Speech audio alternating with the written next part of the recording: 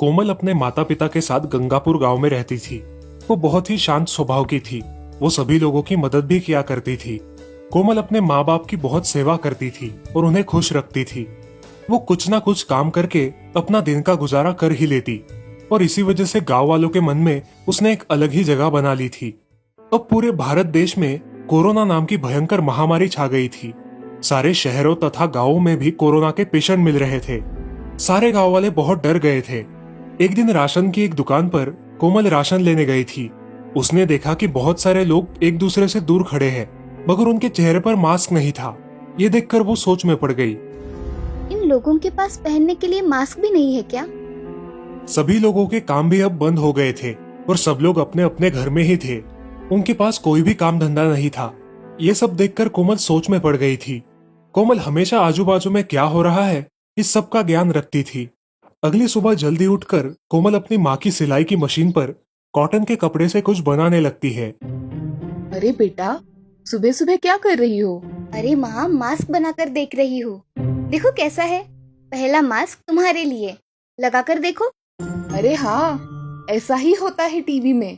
अरे माँ, मैं सोच रही हूँ कि ऐसे ही मास्क बनाकर बेचूं तो लोगों के काम भी आएंगे और मैं इससे कुछ पैसे भी कमा सकूंगी। अरे ये तो अच्छी बात है कोमल, तुम मन लगाकर मास्क बनाओ। ये कहकर माँ घर में चली जाती है और कोमल मास्क बनाने लगती है। देखते ही देखते कोमल ने दिन भर में 50 मास्क बना लिए और एक बैग में उन्हें भरकर वो बाजार जाकर बेचने लगी।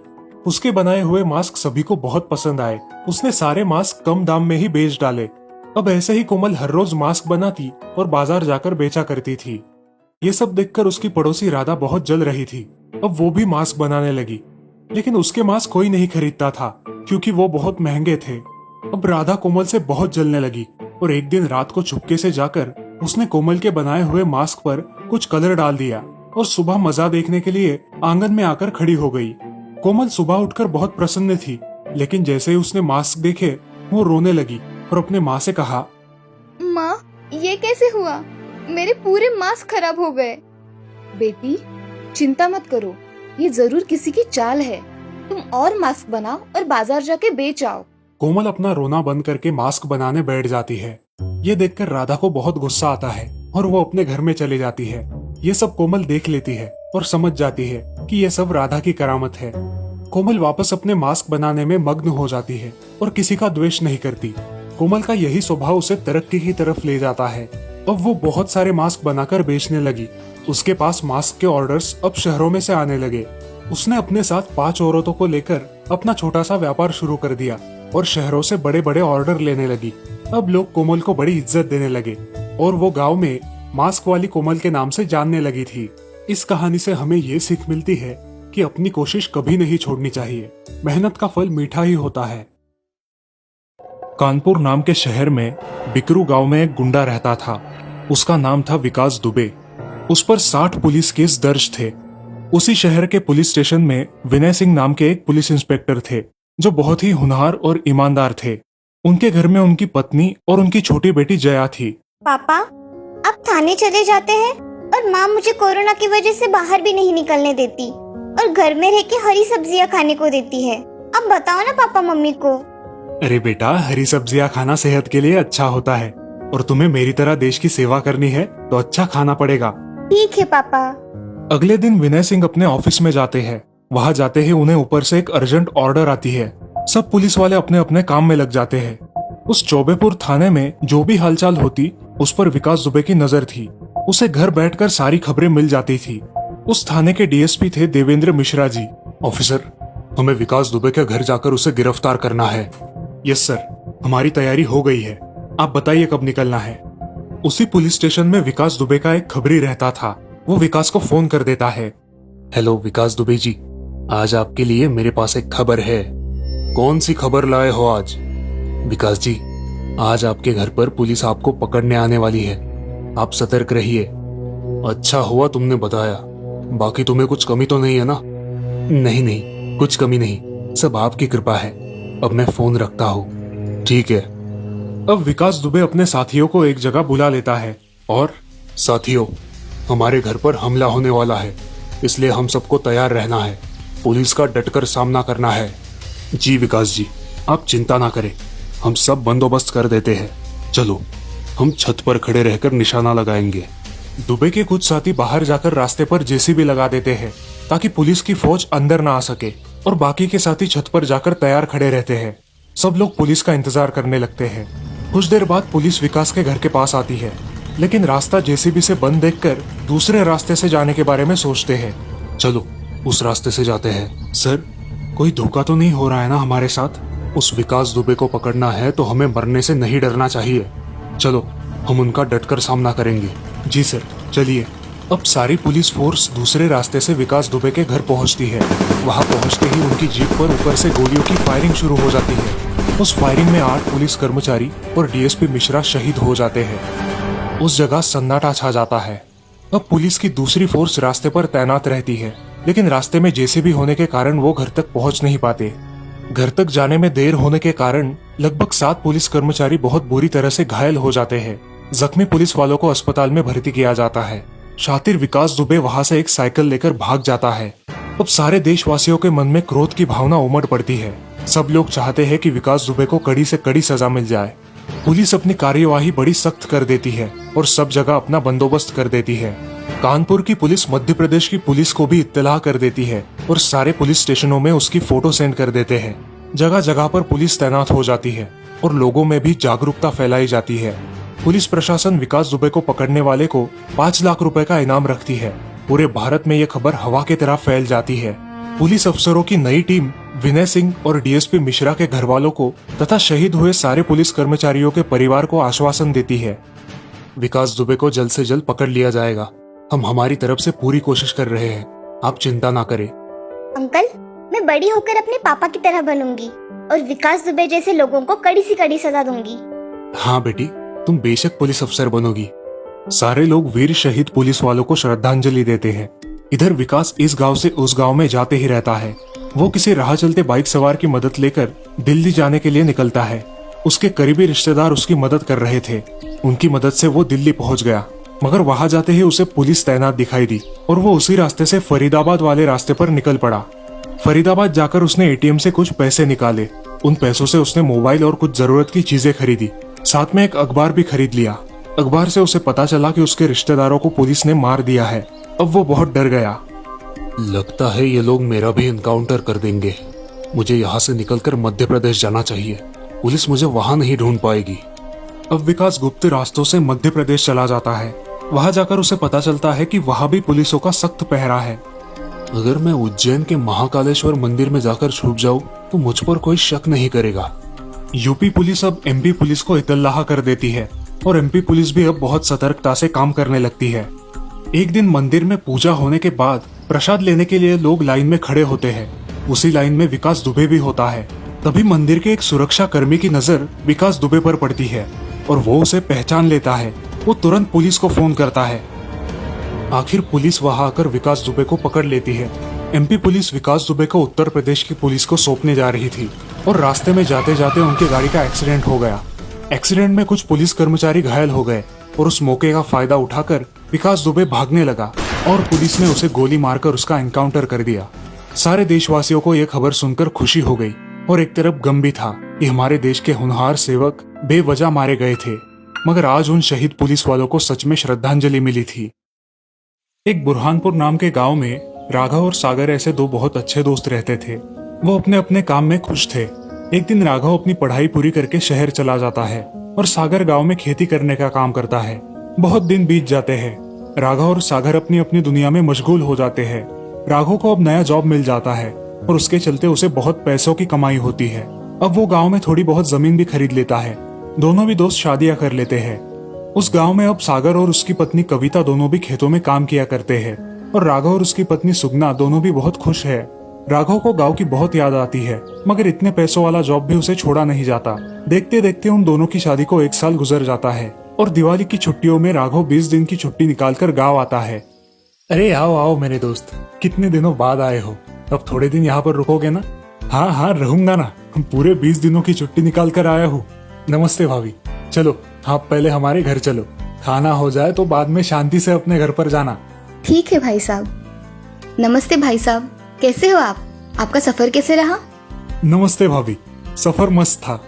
ऐसा कह के वो अंदर चली जाती है और कविता राघव और सागर के लिए पानी लेकर आती है। अरे भाग्यवान, अब क्या पानी से ही पेट भरोगी? चलो खाना परोसो, जोर से भूख लगी है। हाँ हाँ, उन्हें हाथ मुंह तो धोने दो, तब तक मैं खाना परोस देती हूँ। अब कविता खाना परोस देती है। सब खुशी खुशी खाना खत्म कर देते हैं। भाभी, खाना बहुत ही लाजवाब बनाया था। हाँ कविता, बहुत ही स्वादिष्ट खाना बनाया है तुमने। गांव आने के बाद राघव भी अब खेती करने लगा था। वो और सागर दोनों मजे से खेतों में काम किया करते थे। ऐसे ही एक दिन काम करते करते राघव बहुत थक गया। अरे सुगना, जरा पानी लाना तो, गला बहुत सूख गया है। ठीक है, देती हूँ। सुगना अपने पास वाले घड़े में देखती है तो उसका पानी खत्म हो गया था। अब वो बोरवेल का बटन स्टार्ट करके वहां से पानी लेने जाती है। बोरवेल के पास जाते ही उसे डरावनी आवाजें सुनाई देने लगती है। वो इधर उधर देखती है लेकिन उसे कुछ दिखाई नहीं देता। बोरवेल का पानी भरने के लिए उसने अपना घड़ा पानी के नीचे पकड़ा और तभी वहां से एक हाथ निकलकर सुगना को उस बोरवेल में खींचने की कोशिश करने लगा। अजी सुनते हो? अरे ये हाथ मुझे खींच रहा है। अरे बचाओ, अरे मर गई मैं तो। अरे छोड़ ना नासपिटे, तेरा क्या बिगाड़ा है मैंने? अरे सुगना, क्या हुआ है तुम्हें? तुम उस बोरवेल में जाकर क्यों खड़ी हो? चलो आओ। अरे ये मुझे अंदर की तरफ खींच रहा है, बचाओ मुझे। अब राघव सुगना का हाथ पकड़कर उसे बाहर खींचने लगता है। राघव के गले का ताबीज देखकर वो भूत उसे छोड़ देता है। अच्छा हुआ जी आपने मुझे खींच लिया, वरना ये बोरवेल तो मुझे मार ही डालता। सुगना और राघव घर चले जाते हैं और सुबह उठकर अपने दोस्त सागर के यहाँ जाकर कल जो हुआ वो घटना विस्तार से उसे बताते हैं। अरे राघव, मैं इस भूत प्रेत पे विश्वास नहीं रखता, मगर तूने जो जमीन ली है ना, उसकी बोरवेल बहुत पुरानी है और लोग कहते हैं कि वहाँ पे भूत का साया है। मैं इन बातों को नहीं मानता, इसलिए मैंने तुम्हें बताना जरूरी नहीं समझा। अब क्या करे? सुगना भी बहुत डर गई है, अब खेत में जाने का नाम ही नहीं लेती। अब मैं जल्द ही यहाँ से निकल जाऊंगा। अरे राघव, निकल जाना समस्या का हल तो नहीं है ना, और तुम निकल कर कभी ना कभी तो वापस आओगे ही अपनी जमीन के पास। क्या तब भी भाग जाओगे? समस्या भागने से और बढ़ेगी, और समस्या का समाधान कर दिया तो कम हो जाएगी। हाँ, तुम बोल रहे हो वो भी सही है, उस भूत का ठिकाना लगाना ही पड़ेगा। अब वो दोनों उस रात को खेत में चले जाते हैं और एक पेड़ के पीछे छुप जाते हैं। वो बोरवेल को शुरू कर देते हैं और चुपचाप एक जगह खड़े होकर सब देखने लगते हैं। कुछ देर बाद उस बोरवेल से एक चुड़ैल बाहर निकलती है और जोर जोर से आवाजें करने लगती है। कौन है? किसने मुझे बुलाया है? आज तो मैं सबको खा जाऊंगी। कहाँ मर गए सबके सब? अरे सागर, हमने कोई गलती कर दी क्या? अब क्या करें? इससे कैसे बचे? डरो मत, अब हम इसके बोरवेल में जाने का इंतजार करेंगे। चुपचाप खड़े रहो। अरे मुझे बहुत डर लग रहा है, अब हम क्या करें? चलो भाग चलते हैं। चुपचाप खड़े रहो यहाँ पर, आवाज मत करो। सागर और राघव पेड़ के पीछे छुपकर उस चुड़ैल को देखते रहते हैं। बहुत देर हो जाने के बाद भी कुछ खाना ना मिलने की वजह से चुड़ैल जोर जोर से चिल्लाने लगती है। तभी उसे खेत में एक कुत्ता नजर आता है। वो उस कुत्ते के पास जाकर उसे खा जाती है। ये सब देखकर राघव और सागर डर के मारे पानी पानी हो जाते हैं। अब चुड़ैल वापस बोरवेल के अंदर चली जाती है। सुबह हो जाती है और राघव और सागर अपने घर चले आते हैं। अरे सुगना, सच में वहाँ पे भूत है।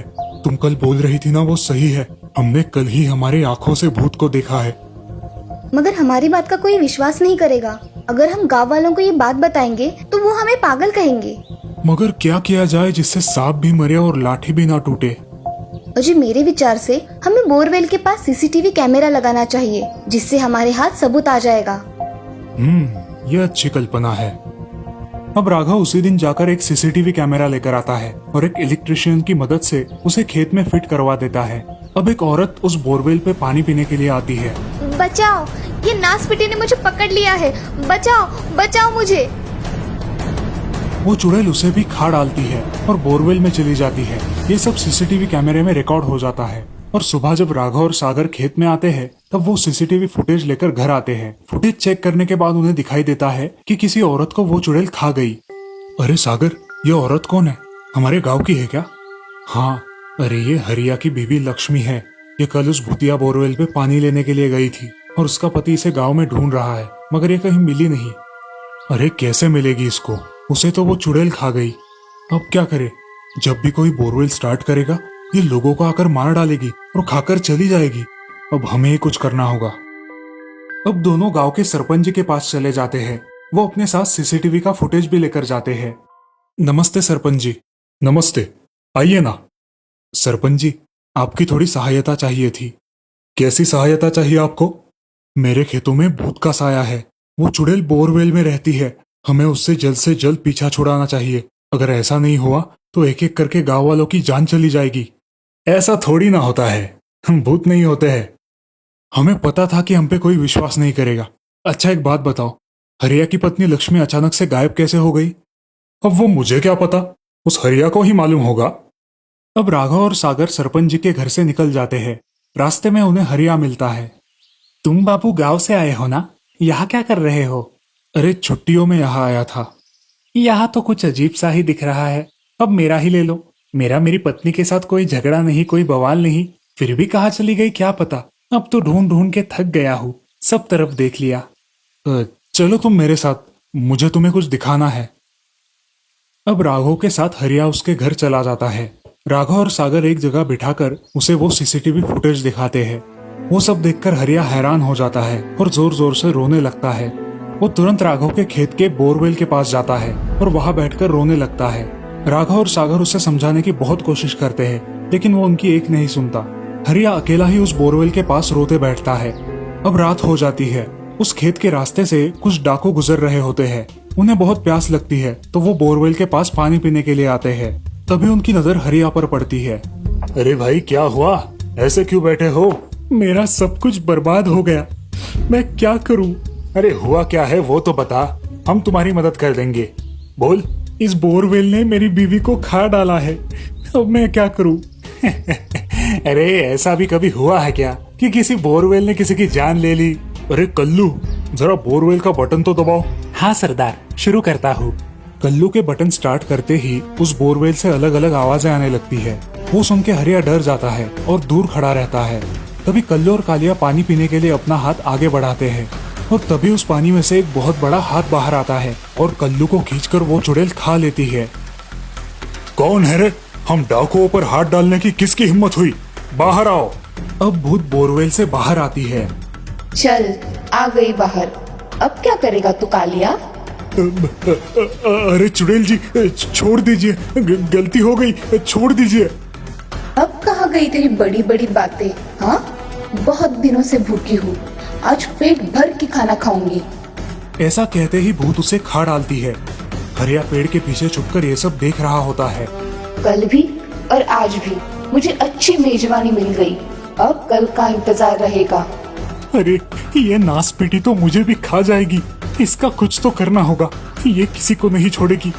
ऐसा कह के हरिया वहाँ से चला जाता है। अब राघव और सागर सोचते हैं कि उस भूत का क्या किया जाए, मगर फिलहाल उन्हें कोई उपाय नहीं मिल रहा। अभी वो भूत उस बोरवेल में ही है। अगर आपको इस भूतिया बोरवेल का पार्ट 2 देखना है तो हमारे चैनल को जरूर सब्सक्राइब कीजिए और हमारी अगली आने वाली कहानी का इंतजार कीजिए। सुंदरपुर नाम के गांव में शीला नाम की एक बूढ़ी औरत रहा करती थी। उसकी बेटी राधा अपने ऑफिस की छुट्टियों में घर आया करती थी। उसे गांव आना बहुत अच्छा लगता था। इस बार भी राधा छुट्टियों में अपने गांव आई थी। माँ, मैं आ गई मेरी रानी बिटिया। कितने दिनों के बाद आई हो, मुझे बहुत याद आ रही थी तुम्हारी। हाँ माँ, मुझे भी तो तुम्हारी बहुत याद आ रही थी, इसीलिए ही छुट्टियाँ लगते ही मैं यहाँ आ गई। बेटी, अब कितने दिनों की छुट्टियाँ मिली है? माँ, 15 दिनों की छुट्टियाँ मिली है। अब आई हूँ तो सारा गांव घूमूंगी। चलेगा, जितना चाहे उतना घूमना। अब अगले दिन सुबह ही राधा और उसकी माँ बाजार चले जाते हैं। गांव घूमते घूमते राधा गांव के बाहर चली जाती है और वहां जाकर उसे एक बहुत बड़ा बरगद का पेड़ दिखाई देता है। कितना विशाल पेड़ है माँ, ये देखो। हाँ राधा, ये बहुत विशाल पेड़ है और बहुत पुराना भी है। राधा ये सब देख उस पेड़ के पास जाने लगती है। तभी राधा, राधा, इधर आओ जल्दी। क्यों, क्या हुआ माँ? इसके पास क्यों नहीं जाना? घर चलो, तुम्हें बताती हूँ। अब दोनों माँ बेटी घर आती है। राधा सवाल पे सवाल पूछने लगती है। वो पेड़ भूतिया बरगद का पेड़ है, वहाँ पे भूत रहते हैं, ऐसा लोग कहते हैं। माँ, सच में भूत होते हैं? हाँ राधा, भूत होते हैं। हमारे गांव में ही ऐसी कहानी हुई है, इसीलिए सब गांव वाले अब भूत के नाम से भी डरते हैं। बहुत पुरानी बात थी। इस गांव में 2 लुच्चे लफंगे डाकू रहा करते थे। उनका नाम था गोट्या और राजू। उन्हें हमेशा लड़कियों को छेड़ने की आदत थी। वो आते जाते हर लड़की को छेड़ा करते थे और अपने गांव में चोरियां भी किया करते थे। एक दिन साधना नाम की एक लड़की गांव में नई आई हुई थी। वो गांव में काम किया करती थी और शाम के समय अपने घर जाती थी। गोटे और राजू उस पर नजर रखे हुए थे। वो कब आती है जाती है इस बात का उनको पता था। एक दिन साधना अपने काम पर जा रही थी, तब ये दोनों एक जगह खड़े होकर उसे छेड़ते हैं। कहाँ चली जाने मन, जरा हमसे तो मिलती जाओ। वो उन दोनों को देख अनदेखा कर देती है और अपने काम पर निकल जाती है। क्या रे राजू, ये लड़की तो हमें भाव ही नहीं देती, इसे कैसे फंसाए? अरे फंसेंगी, चिंता मत करो। ऐसा बोलकर वो चले जाते हैं। कुछ दिनों तक ये दोनों उसे बहुत तंग करते हैं। अब वो बहुत परेशान हो जाती है। एक दिन रात के समय साधना को काम से आने में देर हो जाती है और उसे ये दोनों गुंडे रास्ते में ही पकड़ लेते हैं और उससे हाथापाई करते हैं। छोड़ो मुझे, बचाओ बचाओ, कोई है, मुझे इन बदमाशों से बचाओ। कोई नहीं आएगा रानी यहाँ पर, अब तुम हो और हम हैं। अब चुपचाप खुद को हमारे हवाले कर दो। वो तीनों जहाँ खड़े थे वहाँ एक बरगद का पेड़ था जो ये सब सुन रहा था। साधना अब बूटा के कमर से चाकू निकालकर खुद को मार डालती है। ये देखकर दोनों बहुत डर जाते हैं और वहाँ से भागने की कोशिश करते हैं। साधना जोर से जमीन पर गिर पड़ती है। उस बरगद के पेड़ की आत्मा साधना के मृत शरीर में चली जाती है। उसकी आवाज बहुत डरावनी हो जाती है और उसकी आंखें लाल हो जाती है। अब वो दोनों चोरों का पीछा करती है और एक ही झटके में उनकी गर्दन पकड़कर उन्हें मार डालती है। अब वो गांव के बाहर जाकर खड़ी हो जाती है और गांव में प्रवेश करके जोर जोर से गुर्राने लगती है। मैं इस गांव के किसी को नहीं छोड़ूंगी, मुझे मारा है ना, अब मैं किसी को नहीं छोड़ूंगी। ये देख सारे रास्ते से आने जाने वाले लोग डर जाते हैं। सब इधर उधर भागने लगते हैं। जो भी उसके शिकंज में आता है वो उसे मार डालती है। अब साधना का भूत रात को भी गांव में घूमने लगा। लोगों का बाहर निकलना भी मुश्किल हो गया। अब डर के मारे वे बाहर भी नहीं निकलते थे। ऐसे ही एक दिन दो दोस्त बातें कर रहे थे। अरे माधव, ये भूत हम सब गांव वालों को मार डालेगी। जब तक ये जिंदा है तब तक हम सुरक्षित नहीं है। कब मौत का बुलावा आ जाए क्या पता। हाँ हरिया, सही कह रहे हो। इस भूत ने तो हमारा जीना ही मुश्किल कर दिया है भाई। चलो ऐसा करते हैं कि हम कुछ लोग मिलके सरपंच जी के पास जाकर अपनी कहानी सुनाते हैं, शायद कुछ हल निकल आए। ऐसा कहते हो तो चलो फिर। अब हरिया, माधव और गांव के अन्य लोग मिलकर सरपंच जी के घर चले जाते हैं। अब सरपंच जी भी इस विषय के बारे में सोचते हैं। क्या करे सरपंच जी, कोई रास्ता ही नजर नहीं आता है। इस भूत को हमें इस गांव से भगाना ही होगा। हाँ, आपकी सारी बात सच है, मगर हमें अब जोश से नहीं होश से काम लेना होगा। इसलिए जो भी निर्णय होगा वो सोच विचार के बाद ही होगा। सरपंच जी, क्या तब तक हाथ पर हाथ धरे बैठे रहे या खुद के मरने का इंतजार करे? मेरे विचार से हमें इस गांव के जो सिद्ध बाबा है उनके पास जाना चाहिए। वही हमें कुछ उपाय बताएंगे। हाँ सरपंच जी, आपका विचार अच्छा है। चलो हम सब अभी उस बाबा के पास चले जाते हैं। ऐसा कह के सारे गांव वाले बाबा के पास चले जाते हैं और इधर भूत गांव में आकर लोगों की तलाश करता रहता है और जो मिले उसे मार डालता है। सारे गांव वाले बहुत डर जाते हैं और जल्दी जल्दी बाबा के पास पहुंचते हैं। बाबा, हम सुंदरपुर गांव से आए हैं, आपकी कुछ सहायता चाहते हैं। कैसी सहायता चाहिए आपको मुझसे? बाबा, हमारे गांव पर एक भूत का साया है, आप हमारी मदद करेंगे ऐसी आशा है। हम बहुत आशाएं लेकर आए हैं आपके पास। बाबा आंखें बंद कर लेते हैं और ध्यान में लीन हो जाते हैं। कुछ देर बाद बाबा अपनी आंखें खोलते हैं। वो एक बरगद के पेड़ की आत्मा है जो साधना नाम के लड़की के शरीर में प्रवेश कर चुकी है और अब वो सबसे बदला लेना चाहती है। अब हम क्या करें बाबा? कल ही हमें उस लड़की को मारना होगा वरना अनर्थ हो जाएगा। बाबा, मगर किसी की बलि चढ़ाना ठीक नहीं है। बहुत लोग मरने से अच्छा है कि एक मर जाए और बाकी सब जीवित रहे। अब सारे लोग बाबा की बात पर विश्वास रखते हैं। कल उसे शाम के समय गांव के बाहर का जो बरगद का पेड़ है उसके पास लेकर आना है। मैं तुम सबको वही मिलता हूँ। ये लो, सारे लोग ये सुरक्षा कवच पहन लो। ये धागा आपकी रक्षा करेगा और हमारा काम हो जाएगा। हाँ बाबा, आप जैसा बोल रहे हो वैसा ही होगा। अब हमें कल शाम को बरगद के पेड़ के पास जाना है और वहां जाकर सबको छुप जाना है। 2-3 लोग गांव के बाहर खड़े रहेंगे जिससे वो भूत बरगद के पेड़ के पास आ सके। जैसे ही वो दिखे तुम सब लोग वहां से भागना शुरू कर देना। हाँ, ऐसा ही करेंगे। चलो घर चले। अब सारे गांव वाले बाबा को प्रणाम करके वहां से निकल जाते हैं और दिन भर शाम का इंतजार करते हैं। जैसे ही शाम हो जाती है गांव वाले बरगद के पेड़ के पास छुप जाते हैं। 3 गांव वाले बाहर रुकते हैं। अब उन्हें वो भूत दिखाई देता है। गांव वाले भागने लगते हैं और बरगद के पेड़ के पास चले जाते हैं। भूत भी बरगद के पेड़ के पास चला जाता है और जोर से गुर्राने लगता है। अब बाबा उसके पास आते हैं और उसके बदन पर एक भस्म फूंकते हैं। बाद में उसके पास एक चाकू डालते हैं। वो भूत चाकू लेकर अपना गला काट लेती है और मर जाती है। अब इस लाश को बरगद के पेड़ के नीचे दफना दो। अब गांव वाले उस लाश को बरगद के पेड़ के नीचे दफना देते हैं और वहां कभी लौट कर नहीं जाते। मगर उस बरगद के पेड़ से इस कहानी से हमें ये सीख मिलती है कि कभी भी किसी का बुरा नहीं करना चाहिए और हर औरत को अपनी माँ और बहन की तरह समझना चाहिए।